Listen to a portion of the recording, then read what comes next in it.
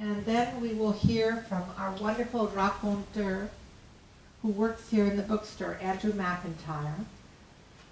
Andrew. And Andrew is a wonderful addition to our neighborhood, as is this bookstore. Hint, hint, I hope you'll buy both of their books and buy other books, because this is a dying breed, the local bookstore. And we don't want this to be a dying bookstore. So there you go. We look forward to hearing your short stories, some of which remind me of the kind of post-war syndromes. And she talks about war in her book. And also, I would say there's a Hemingway-esque aspect to your stories, but with a very, very English, Scottish, South African twang to it. So, there you go. So hopefully, you'll see what wonderful globetrotters we have here tonight. My wife brought the decanter. Awful. How long will it take? I don't know. I've got to close the negotiations. A week, perhaps? I stared into the dark, the oil lamp flickering in the slight breeze. Below, jungle as far as I could see. The plane rocked and jolted, falling a few hundred feet. Beyond the Jirian range, heavy black clouds seethed with the light of a vast storm. The plane banked. The pilot shouted, "Slight diversion, mate. We don't want to be over there." I took 2 mouthfuls of whiskey from the flask. Twilight came fast, the sky flaming red, then dark blue. I dozed. A shout interrupted a dream of fly fishing in Scotland. Nearly there.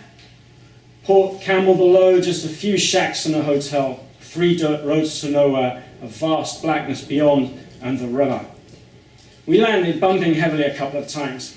I thanked the pilot and staggered out of the plane.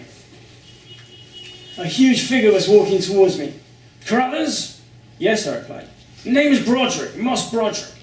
We shook hands. "You're lucky to be here. The storm should arrive tonight." The air reeked of hot, soggy vegetation.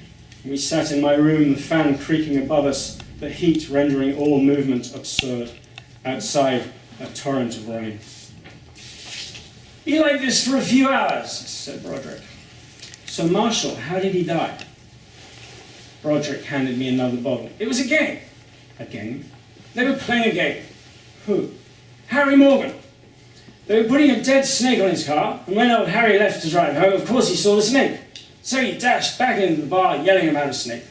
Everyone laughed and said, 'You're drunk, old man, seeing things again.' Marshall nipped outside and removed the snake, so when everyone went to look, naturally there was no snake. Harry had another, Marshall put the snake back, and Harry came running in. In the end, Harry was frantic. The last time Marshall went out to remove the dead snake, there was a real snake. It bit him. Northern taipan. It must have fallen from a tree. They thought it was his heart till they saw the fang marks. Unmistakable." "Good God," I whispered. "Yes, most unfortunate. By the way, I suggest we get some rest. You must be exhausted." "Excellent idea," I agreed. "Here, it's loaded. One in the breech." I balanced the .45. "Reminds me of the war." "Where were you?" "North Africa. How about you?" "Burma, then here."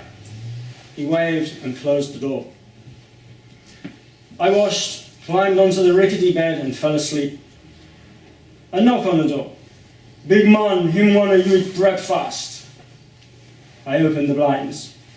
Retreating clouds penetrated by daggers of light, blue lines of the highlands 100 miles to the north.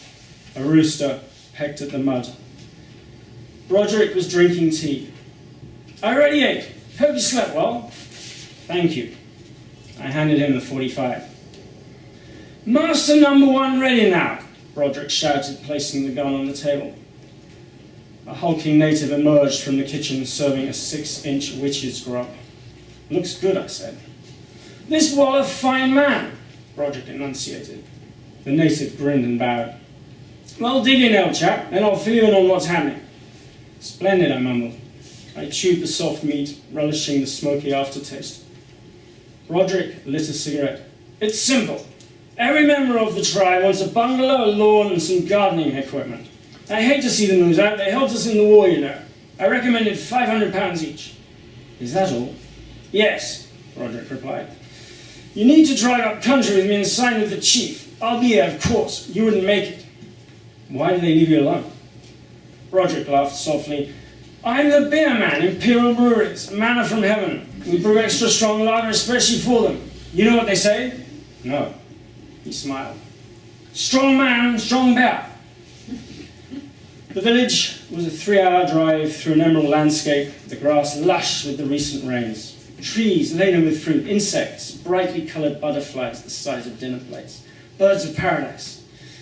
By the time we reached the village, 60 or 70 warriors surrounded us, their bodies muscled like Greek statues.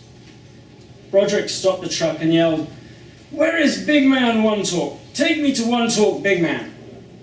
The tribe sighed as one, a vast exhalation, and a very old man was lifted towards us on a chair, carried by 6 men, their hard bodies caked in grey ash. One talk, big man, me like bear, Roderick ranted. Strong man bear for big man. The old man motioned towards me. What name belong him? This man, master number 1, him big man 2, friend of king. In the longhouse, Roderick lapsed into pidgin, the yellow light flickering over hundreds of skulls lining the walls. The old man nodded occasionally, then Roderick produced a document with the king's seal. All in order, he muttered. You just sign. I duly scrawled the quill over the parchment. Now we give him the bear and we leave. We want to be well away before nightfall. I watched a group of monkeys while warriors unloaded the bear. A dominant male was pursuing younger members of the troop. Fitzroy's macaques, said Roderick. That one's the big man. Sometimes I wonder what the hell we're doing. Dashed pity how it's all going to change with the mine. I was really quite attached.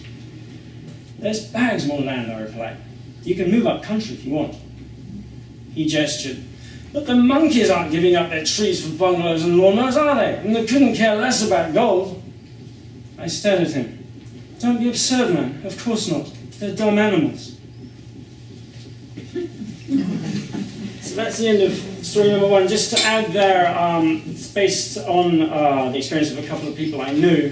One who worked for an airline in New Guinea, and the other was a chap from the financial area of London who negotiated a huge land purchase for what is, I think, one of the largest open cast gold mines in the world today in New Guinea.